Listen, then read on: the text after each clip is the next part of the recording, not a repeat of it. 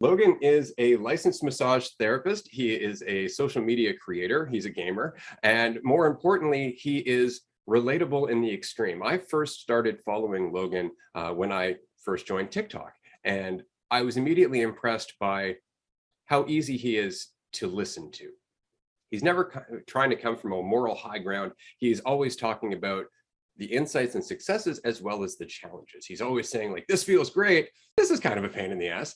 And it's so relatable for that reason that I've just been enjoying watching his journey. And his journey in the last year and a half that I've had the pleasure to witness it has changed dramatically, which is why I wanted to talk to you. Because when I first started watching your content, you were talking about Dolores Cannon a bit. You were talking about spirit guides, angel numbers, manifestation. And I know we had a few conversations about that over time, and I've watched your content change. And recently your content has taken an extreme right turn, let's just say, in that it's so much more applicable. It's so much less, I believe in these things because they make me feel better, and more, this is what works. This is what happens when I'm not trying to feel better. This is this new place that I find myself in. And I think you described it perfectly in one of your recent videos where you said, I'm just tired of reading between the lines, which was a great way of putting it, considering the typical spiritual attitude towards ruffling feathers. Typically in spirituality, you don't want to ruffle feathers. You're always tiptoeing around people, always trying to make sure they're happy, love vibrations and all of that. And so I find that message to be so indicative of how much you've changed. But there's a bunch of other ones and we'll get into that. But without me rambling on any further, how about you tell the audience a little bit about yourself, how you came to social media, and a little bit about your journey? So it definitely started when I was going through college, I think.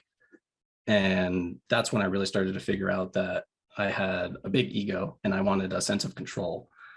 And I was living life for other people, essentially. Living a life that my parents thought I wanted, or that I thought society wanted me to live. And that's really when I think things started to crumble for me. My girlfriend broke up with me. I didn't have any friends in college. I wasn't enjoying the major I was in. Everything just sucked. So I was like, man, this really isn't it. And then I just kind of decided that I'm going to live my own life for me and see what works. And yeah, the journey over the past 2 years, especially like you said, into spirituality, I suppose, was interesting for me. It felt comfortable. It felt like something that I could relate to.